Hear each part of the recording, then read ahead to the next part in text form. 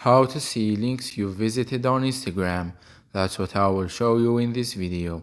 But before we begin, make sure to subscribe to the channel and ring the bell to get notified whenever a new video is uploaded.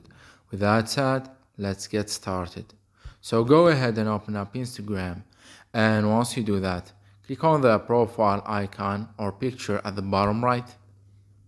Then click on the three lines at the top right corner and click on your activity.